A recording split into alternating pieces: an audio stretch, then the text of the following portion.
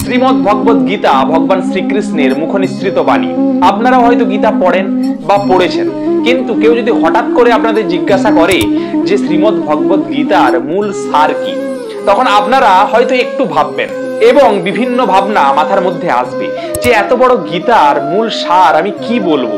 চলুন আমি 1 মিনিটের মধ্যে শ্রীমদ্ ভগবত গীতার মূল সার আপনাদের বলবো, আপনারা একটু মন দিয়ে শুনবেন। চলুন আমি শ্রীমদ্ ভগবত গীতা থেকে 10টি শিক্ষার কথা বলবো, যা শুনলে আপনার জীবনও বদলে যেতে পারে।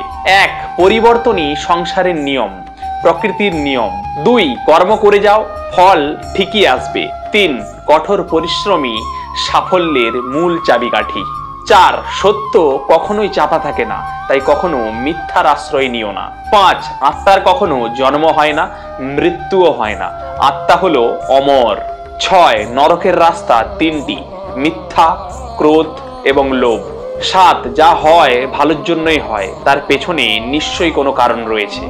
8. ভগবান সবসময় আমাদের সাথে থাকেন, তাই কখনো খারাপ কাজ করো না। 9. নিজের ক্রোধকে নিয়ন্ত্রণ করতে শেখো, তাহলেই তুমি সাফল্যের পথে উন্নীত হবে।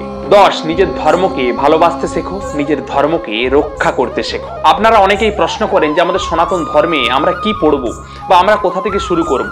আমি বলবো আপনারা প্রথম শ্রীমদ্ ভগবত গীতা থেকে শুরু করতে পারেন এবং এই 10টি শিক্ষা আপনারা যদি আপনাদের মনের মধ্যে গেঁথে নেন, তাহলে আমি বলবো আপনারা কোনোদিনই ভুল পথে পরিচালিত হবেন না, আপনারা কোনোদিনই ডিপ্রেশনে পড়বেন না, আপনারা কোনোদিনই কোনো খারাপ কাজ করবেন না। তাই এই 10টি শিক্ষা আপনারা নিজের মনের মধ্যে গেঁথে নেওয়ার চেষ্টা করবেন।